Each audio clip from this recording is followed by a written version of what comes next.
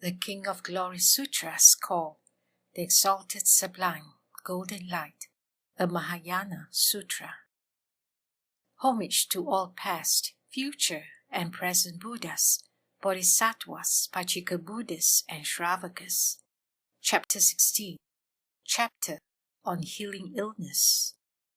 O noble goddess, at a time when incalculable and still more incalculable aeons, extensive, inconceivable, and immeasurable had passed, at that time, at that moment, the Tathagata, the Arhat, the fully enlightened one called Ratnashikin, perfect in wisdom and conduct, gone to bliss, knower of the world, charioteer of men to be tamed, peerless teacher of men and gods, arose in the world.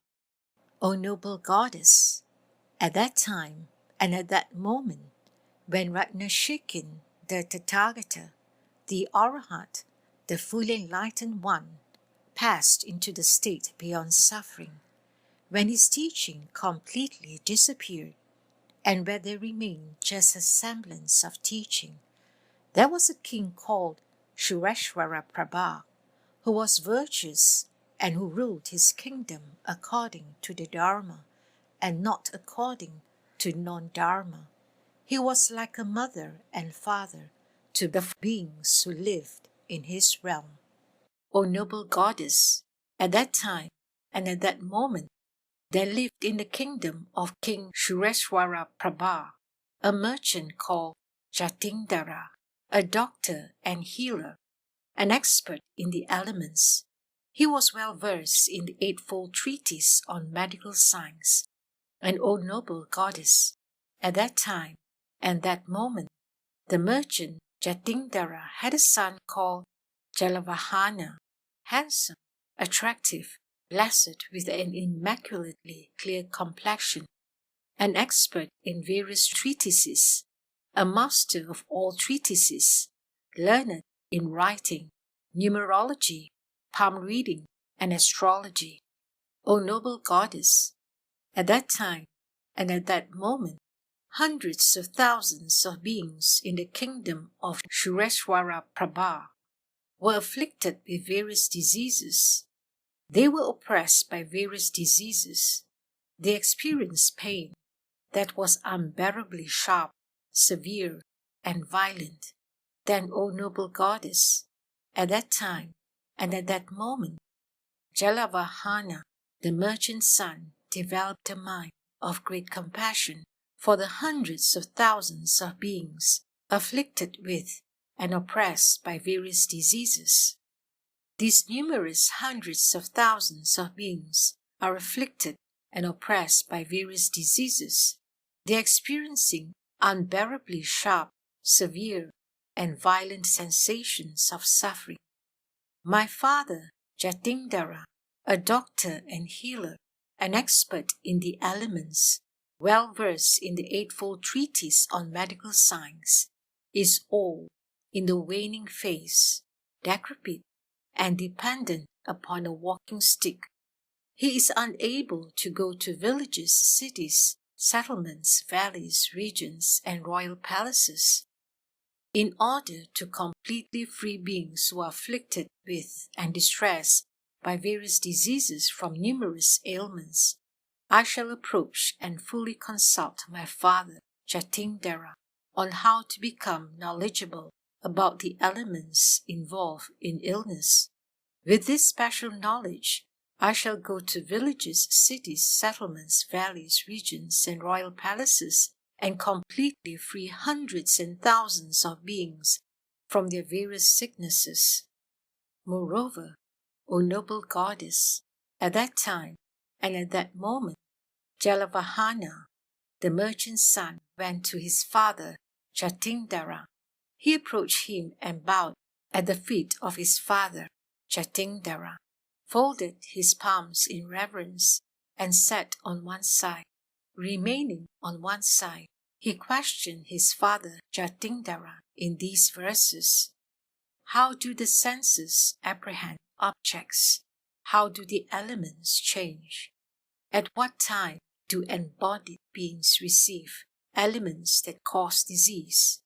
How does the eating of food, timely or untimely, affect well-being? By what is the fire in the body not affected? How is medicine practiced in order to pacify illnesses that have arisen from wind and from bile, from phlegm and from a compound of these?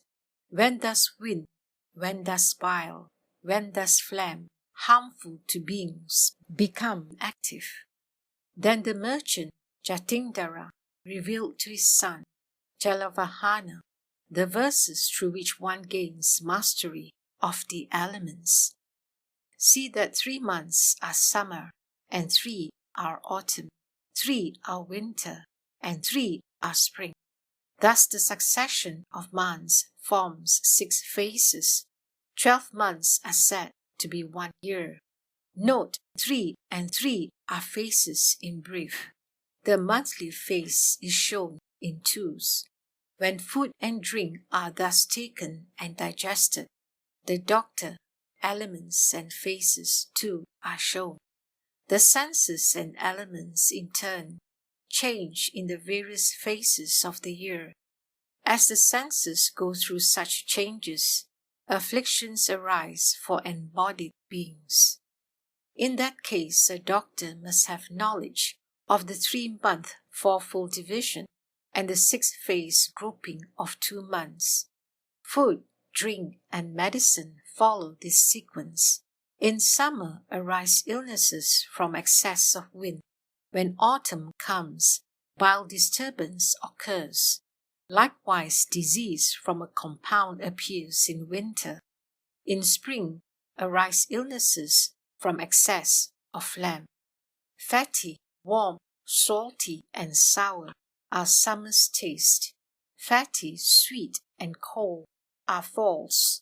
Sweet, fatty, and sour are tastes for winter. Coarse, warm, and bitter for spring. Excess of phlegm arises soon after eating. Excess of bile during digestion time. Excess of wind arises soon thereafter. This is how elemental changes occur. Heal wind in a person with rich potent food. Remove bile by cleansing the bowels. For excess phlegm, dispense an emetic. When a compound occurs, thus give potent medicine possessed of 3 qualities. Know well in which phases excess wind, bile, phlegm, and a compound occur. According to elements, body and time, one thus gives medicine, food, and drink. Then the merchant's son, Jalavahana, having inquired about the elements, understood the 8 branches of medical science. O noble goddess, at that time and at that moment, Jalavahana, the merchant's son, went to all the villages, cities, towns, valleys, regions, and royal palaces in the land of King Shureshvara Prabha. He comforted those numerous hundreds of thousands of beings afflicted with and distressed by various diseases, declaring, "I'm a doctor, I'm a doctor." Advertising himself in this way, he gave them relief and said, "I will completely free you from every affliction." O noble goddess, as soon as they heard such statements as these from Jalavahana, the merchant's son, those numerous hundreds of thousands of beings were overcome with unfathomable great joy. They received comfort and were endowed with inconceivable happiness, peace, and peace of mind. At that time and at that moment, those hundreds of thousands of beings afflicted with and distressed by various ailments were completely cured of their illnesses and became free of illness. After becoming free of illness, they became endowed with prowess, strength, and energy as before. Furthermore, at that time and at that moment, among the hundreds of thousands of beings afflicted with and distressed by various ailments, Those who were acutely afflicted with severe illness approached Jalavahana, the merchant's son. Whatever medicine was prescribed by Jalavahana, the merchant's son, to the hundreds of thousands of beings afflicted with various illnesses and distressed by various diseases, cured the illnesses of all those beings. Cured of all illness or with their suffering greatly reduced, they became endowed with prowess, strength, and energy as before.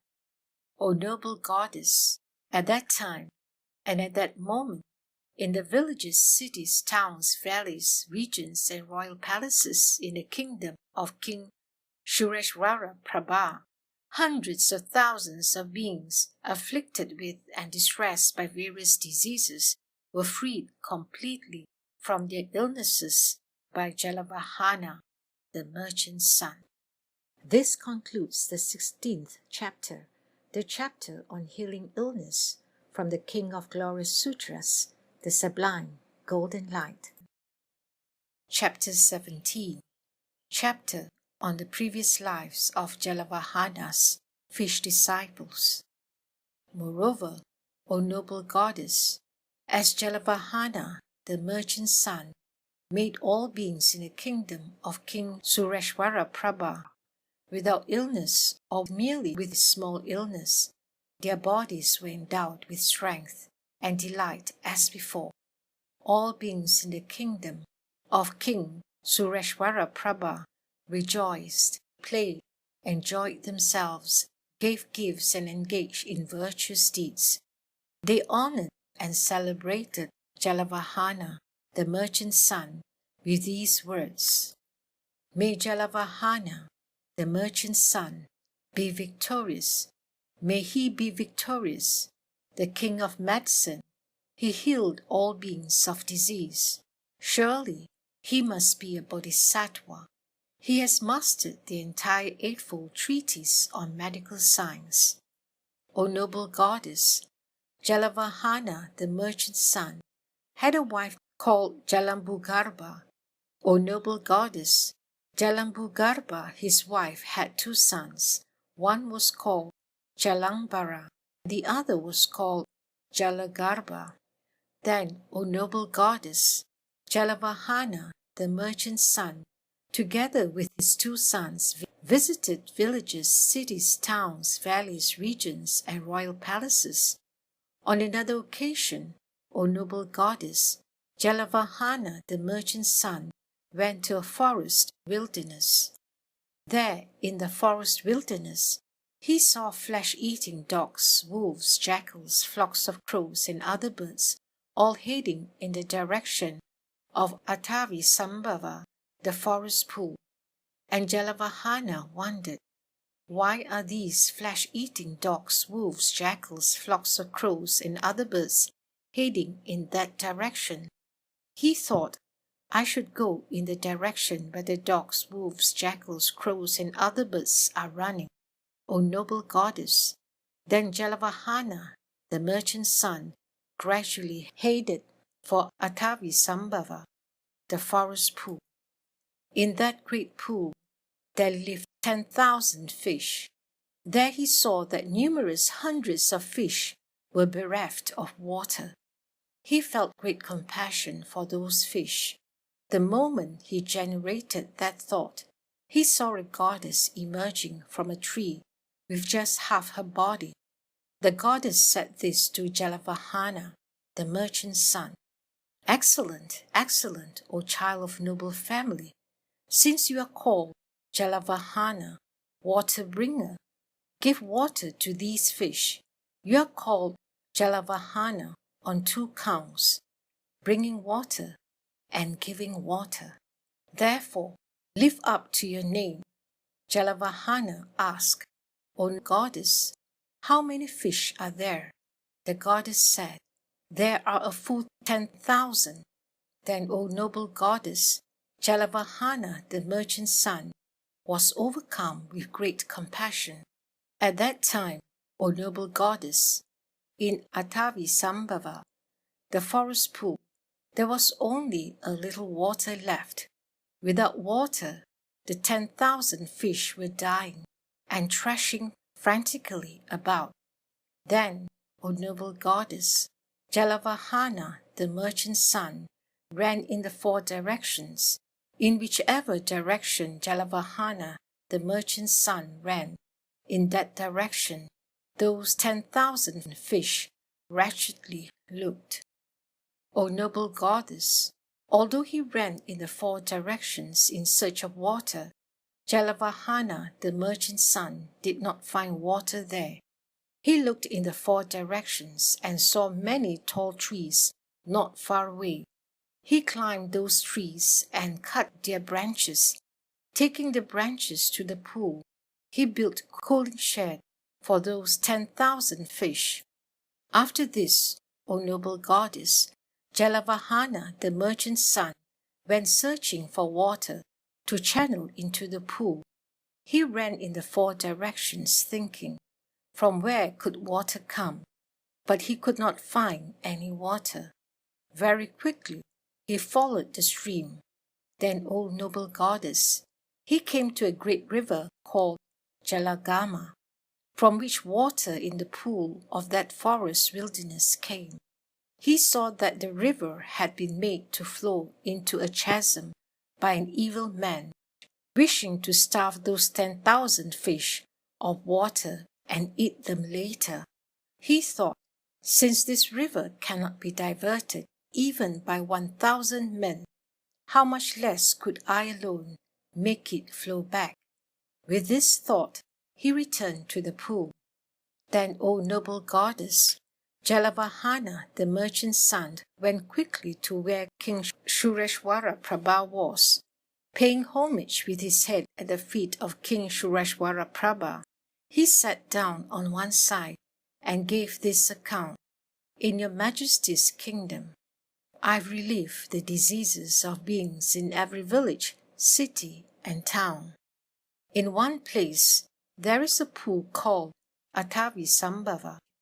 In that pool, 10,000 fish are without water and are scorched by the sun. Just as I've given to humans, so I seek by all means to give life to beings with animal rebirths. I request your majesty to give me 20 elephants. Then King Shureshwara Prabha gave this order to his ministers. Give 20 elephants to this king of doctors. And the ministers said, go to the elephant house, take 20 elephants, help and bring happiness to beings. Then, O noble goddess, Jalavahana, the merchant's son, along with his 2 sons, Jalambara and Jalagarbha, taking 20 elephants and 100 ox leather bags, returned to where the great river Jalagama flows. They filled the bags with water, put them on the elephants' backs, and sped away to the forest wilderness where the pool Atavisambhava was.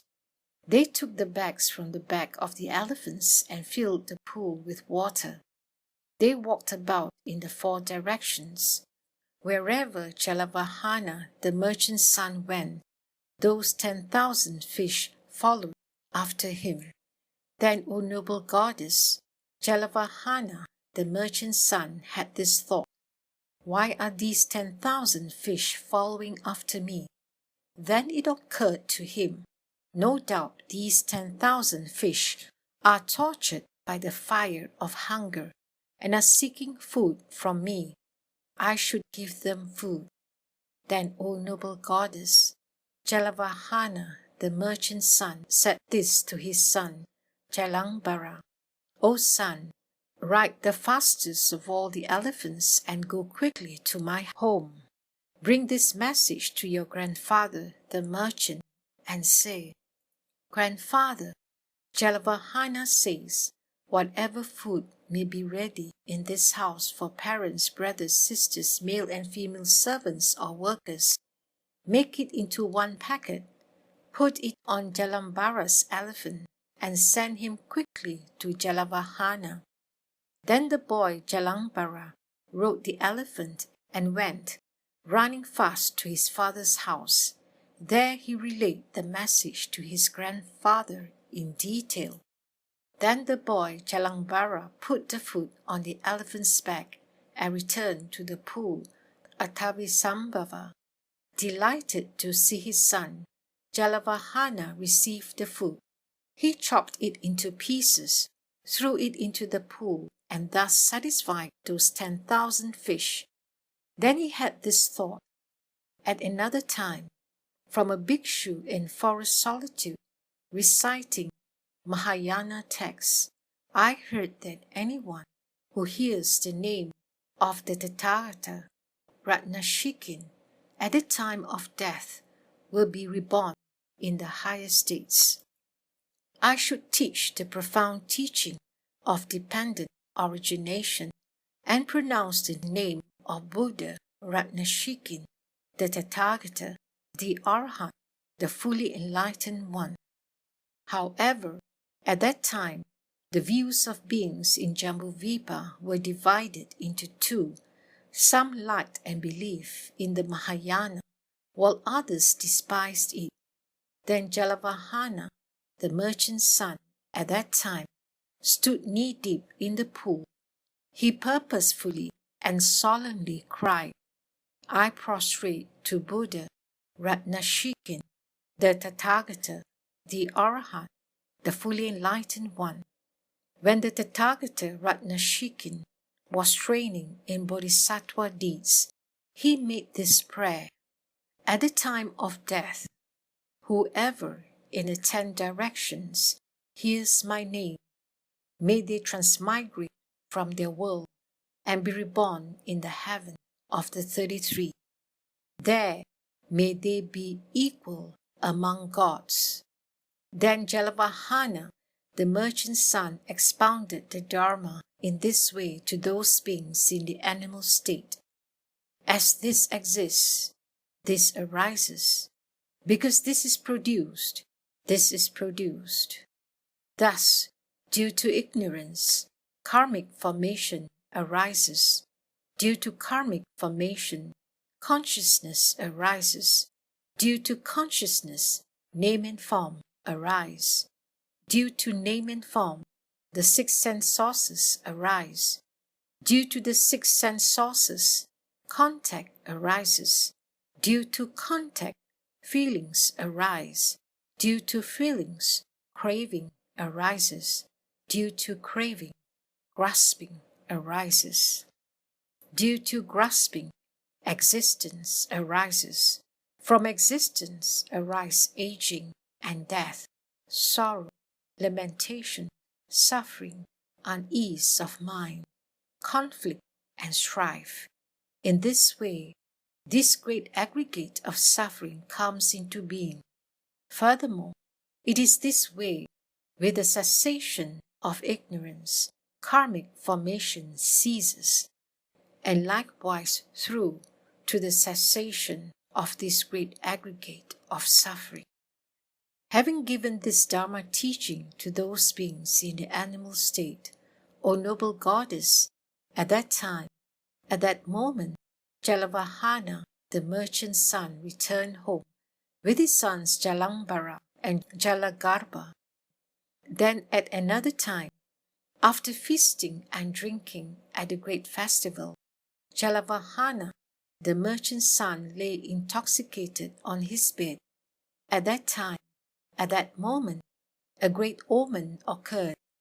As night came to an end, those 10,000 fish died and were reborn equal among the gods of the 33. The moment they were born, they had this thought, by reason of what virtuous act have we been born among the gods of the 33?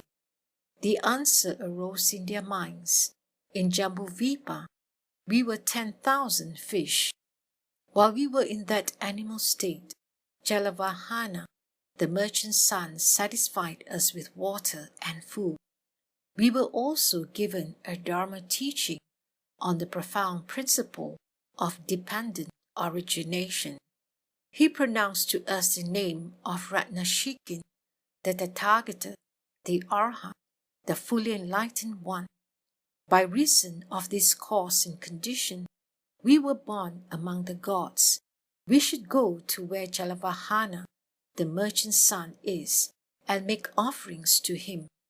Then those 10,000 sons of gods disappeared from among the gods of the 33 and went to the house of Jalavahana, the merchant's son. At that time, while Jalavahana, the merchant's son, lay sleeping in his bed, those sons of gods placed 10,000 pearl necklaces at his head. They placed 10,000 pearl necklaces at the soles of his feet. They placed 10,000 pearl necklaces on his right. They placed 10,000 pearl necklaces on his left. They rained down a great shower of divine Mandarva flowers and Maha Mandarva flowers. They played divine symbols, and the sound of these symbols woke up the people of Jambudvipa. Jalavahana, the merchant's son, woke up too. Then those 10,000 sons of gods rose into the sky. Having rained down a shower of divine flowers in other regions of King Sureshvara Prabha's realm, they went to Atavisambhava, the forest pool, and scattered there a great shower of divine Maha Mandarva flowers. Becoming invisible in that spot, they sought back to their divine abodes. There they frolicked in the 5 sensual objects and enjoyed themselves. Delighting in what pleased them, they experienced great glory and good fortune. Then as day broke in Jambudvipa, King Sureshvara Prabha saw these omens and asked his astrologers and chief minister, "Why did those signs appear last night?" They said, "May it please your majesty to know, in the house of Jalavahana, the merchant's son, there rained down 40,000 pearl necklaces and cascades of divine Maha Mandarva flowers." Then King Sureshvara Prabha said to the ministers, "Sirs, with kind words, summon Jalavahana, the merchant's son." The astrologers and senior ministers went to Jalavahana's house and said to Jalavahana, the merchant's son, "King Sureshvara Prabha has asked for you." Then Jalavahana, the merchant's son, together with the senior ministers, went to King Sureshvara Prabha. The king asked, "Jalavahana, last night such omens occurred. Do you know the reason such omens appeared?" Then Jalavahana, the merchant's son, replied to King Sureshvara Prabha, "I do, your majesty. Certainly, they were omens for the death of the 10,000 fish." The king said, "How do you know?" Jalavahana said, "Your majesty, let my son Jalangbara go to the pool to see whether those 10,000 fish are alive or dead." The king said, "So be it." Then Jalavahana, the merchant's son, said to Jalangbara, "Son, go, check whether the 10,000 fish in the pool Atavisambhava are dead or not dead." Then the boy Jalangbara went quickly to the pool Atavisambhava and saw that those 10,000 fish had died. He saw that there had been a great shower of divine Mahamandarva flowers as well. He returned and said to his father, "They are dead." As soon as he heard these words from his son, Jalangbara, Jalavahana, the merchant's son, approached King Sureshvara Prabha and gave this message in detail. "Your Majesty, I beg you to know, the 10,000 fish died and were reborn among the gods of the 33. It was through their power, and my power too, that there were such auspicious omens last night. At my home too, there rained down 40,000 pearl necklaces and divine Mahamandarva flowers." Upon hearing this news, the king was delighted and full of joy. Then the Tathagata said this to the noble goddess Bodhisattva Samuchaya, "O noble goddess, If you think that King Sureshwara Prabha at that time, at that moment, was another, do not see it like that. Why? Because Dandapani, the Sakyan, at that time, at that moment, was the king called Sureshwara Prabha. O noble goddess, if you think that the merchant Jatindara at that time, at that moment, was another, do not see it like that. Why? Because King Suddhodana at that time, at that moment, was the merchant called Jatindara. O noble goddess, if you think that Jalavahana at that time, at that moment, was another, do not see it like that. Why? At that time, at that moment, I was the merchant's son called Jalavahana. O noble goddess, if you think that his wife, Jalambugarbha, at that time, at that moment, was another, do not see it like that. Why? Gopa, the Sakya daughter, at that time, at that moment, was his wife called Jalambugarbha. At that time, at that moment, Rahula was his son called Jalambara. The noble Ananda was his son called Jalagarbha. O noble goddess, if you think that the 10,000 fish were others at that time and at that moment, do not see it like that. Why? At that time, at that moment, the 10,000 sons of gods, such as Javala, Nantara Tejo Raja, were the 10,000 fish who I satisfied with water and excellent food, and to whom I gave the profound Dharma teaching on the principle of dependent origination, and pronounced the name of Ratnashikin, the Tathagata, the Arhat, the fully enlightened one. By reason of that virtuous cause, they have come here and received the prophecy of supreme and perfect enlightenment.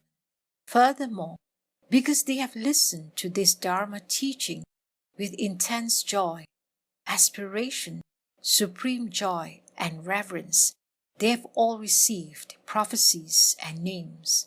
O noble goddess, if you think that the forest goddess at that time, at that moment, was another, do not see it like that. Why? O noble goddess, at that time, at that moment, you were the forest goddess. On these counts, O noble goddess, let it be known that while revolving in cyclic existence, I fully ripened many beings towards full awakening, and all receive the prophecy to supreme and perfect enlightenment.